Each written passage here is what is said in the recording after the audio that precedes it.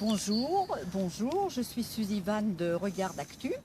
Nous sommes aujourd'hui devant le château des Bourbons à Montluçon. Cet endroit très joli, justement, a été choisi par le ministère de la Justice pour y créer un nouveau centre pénitentiaire. Avec nous, son futur directeur, donc Monsieur Delamorgue. Bonjour. Bonjour madame. Pourquoi l'ouverture de ce centre pénitentiaire? Suite aux affaires qui sortent sans arrêt, on s'est aperçu là qu'il y avait un marché qui s'ouvrait.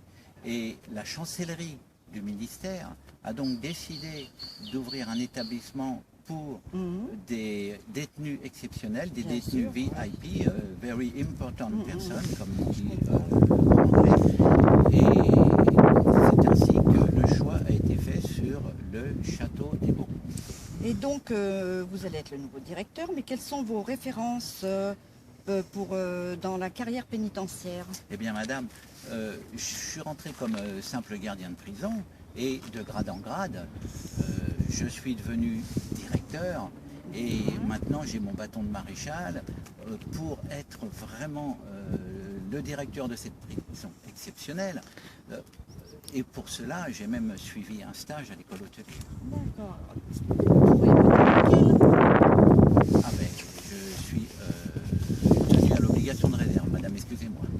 Bien, parlons de cette prison. Combien y aura-t-il de cellules? Ah, ça c'est secret aussi, mais on n'appelle pas ça des cellules, on appellera ça des suites, madame.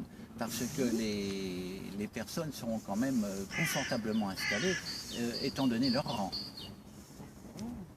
Et alors, ça ne sera pas des détenus, on va appeler des gens comment alors? Ah ben, c'est malvenu d'être détenus, on les appellera des résidents. Ils seront bien sûr privés de liberté, ils seront astreints à rester dans cet établissement, mais ce seront, disons, des résidents. On ne peut pas appeler ces personnes des détenus, ils sont trop importants. Et alors, l'habillement?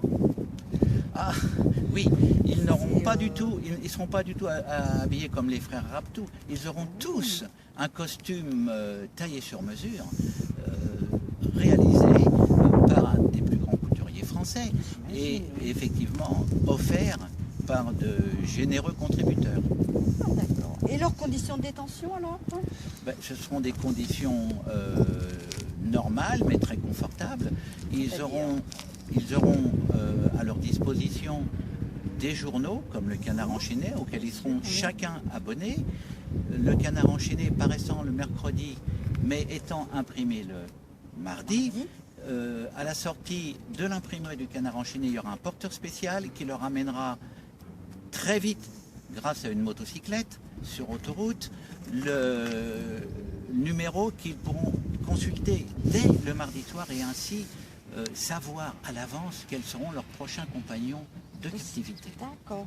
Et alors, leur sortie quotidienne, ça sera... sont dans ce merveilleux jardin où ils pourront se promener, là, qui est autour de nous, et qui sont réaménagés en jardin à la française, et où ils pourront bénéficier de cette magnifique vue sur la ville de Montluçon. Si on dit prisonnier, on dit prisonnier résident, mais les gardiens là-dedans? Les gardiens ont été recrutés parmi les plus grands hôtels de la Côte d'Azur et de Paris, et ils sont actuellement en formation au sein de l'administration pénitentiaire pour qu'ils connaissent correctement leur métier, mais pour qu'ils n'oublient pas leur métier précédent pour servir ces résidents d'une manière au top. D'accord. Mais Monsieur Delamorgue, quel est l'intérêt de ce type d'établissement pour la ville de Montluçon? C'est un intérêt phénoménal parce que les familles vont venir à Montluçon pour visiter les résidents et ces familles qui sont habituées à avoir des conditions de vie exceptionnelles, ça va développer une hôtellerie de luxe, ça va développer des boutiques de luxe et ça va se développer un peu comme Vichy se développait au temps du Second Empire. Oui, d'accord, avec de grands hôtels. Justement, comment vont venir les familles? Les familles, elles sont habituées à venir par avion maintenant, mais le ministère s'est entendu avec le directeur de la SNCF pour que Montluçon soit un peu mieux desservi et qu'il y ait des trains de luxe qui viennent directement de Paris, des trains de luxe genre Train Bleu ou genre Orient Express. Et l'électrification de la ligne entre Vierzon, Bourges et Montluçon ne fera plus de problème parce que... Enfin, ça sera le désenclavement assuré. Absolument, Montluçon sera superbement désenclavé d'une manière ferroviaire.